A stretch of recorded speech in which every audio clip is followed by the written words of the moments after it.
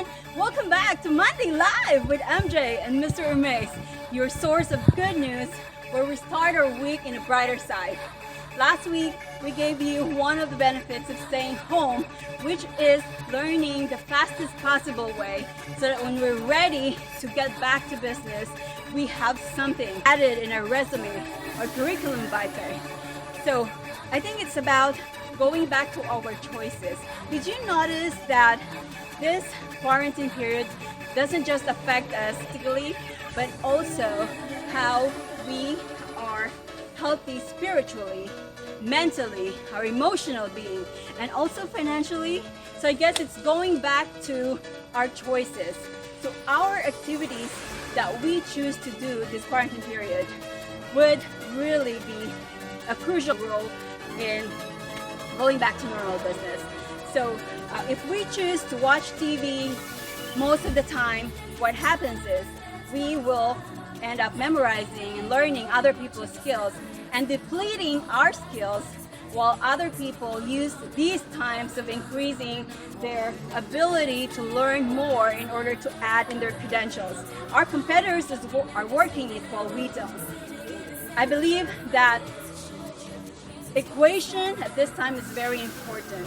Equation is a big part in the quarantine period.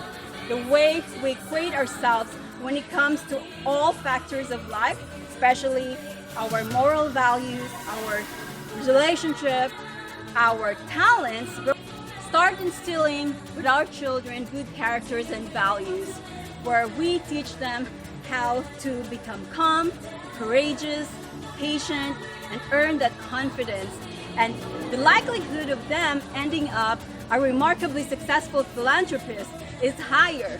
Our relationship, the way we build our relationships, started with our upbringing from our parents, our siblings, our friends or relatives, and then we earn or gain a friend or two in school.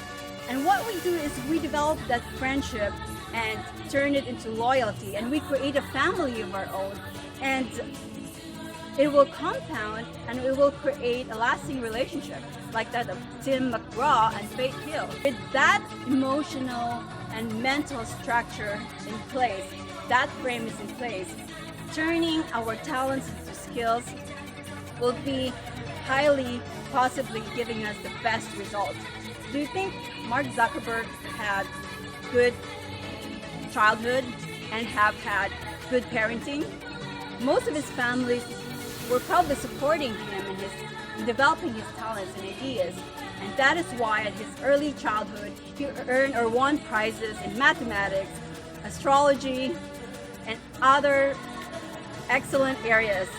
And during his youth, he got invited to be part of Johns Hopkins Center for Talented Youths. And then, of course, his most controversial college, he can write in French, in Hebrew, in Greek, and in Latin. That is why we have Facebook right now. So more of that in our moral side, compounding it in our ability to build a relationship and our talents, how our money compounds.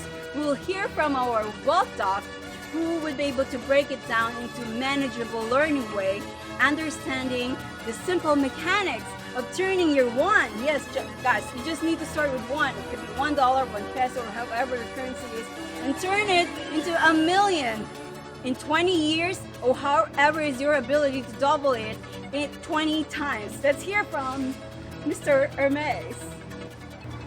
Good morning, everybody. Welcome to I think it's week 8 of the quarantine. Hopefully everybody is doing okay. Everyone's staying safe. Everyone has what they need. And I loved MJ's message about compound efforts. One of the things we talked about 2 weeks ago was the C's of business: collaboration, choosing to move on from bad relationships in business, and don't chase those bad partners. Last week we talked about doing a fast start in learning, being a great learner. So how do we build on that? How do we compound on that? So we're talking about compounded efforts this week.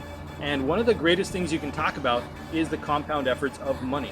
MJ was just talking about how money can double from $1 and you can compound it up to $1 million if you find the right strategies. So if you double $1 every single year, $1 to $2 to $4 to $8, 16, 32. Eventually, after 22 years, that's going to have over $1 million in your account. Now, we're not going to be able to find 100% interest, so we have to utilize our knowledge and our ability to seek out more knowledge to find out the best ways to save for the future so that we can turn that $1 or $100 into our $1 million or whatever you need in retirement. So one of the things we have to get over is our social heredity. You know, we're taught a familiar way because that's what our parents did, or that's what their parents did, right? That's great. Familiar strategies are great, but you never want to put all of your eggs in one basket. You need diversification. So if you want to learn a different strategy, you're not going to utilize it unless you want to utilize it. That's why advertisers are always trying to get you to try their new bank account with 0.7% interest or 1.9% interest, thinking that's going to be amazing when in reality we need 10, 12%. You know, that's why these companies are always trying to get you to try their emerging stock or products. They're not trying to get you to switch strategies. They want you to stay in the same strategy, which means they want you to stay in the same pond, just their side of the pond. They want you to switch sides. When in reality, they don't want you to know there's a pond just a mile away that's better for you. It's a completely different strategy. So we need diversification in everything we do, whether it's working out. You can't do the same workout all the time, right? You got to mix it up. Your body needs to be challenged. It's got to be stressed. So what do we do in business? Well, we can do a lot of things. You know, they always say you don't know what you don't know. And because of our familiar strategies that we get from our parents or we get from school, we need to learn a different way. I wasn't taught any of this in college, high school, college, law school, grad school, none of that.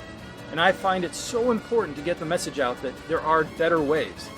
Because what do you need for financial independence? You need 6 things, right? You need more income. You need to get out of debt. You need to reduce that debt. You need to have an emergency plan or an emergency fund.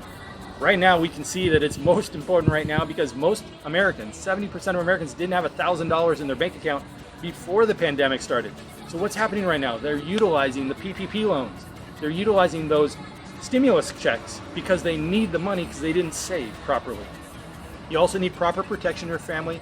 You need a savings goal or a savings plan for your retirement, and then you need to have legacy planning for your family. You got to plan for them.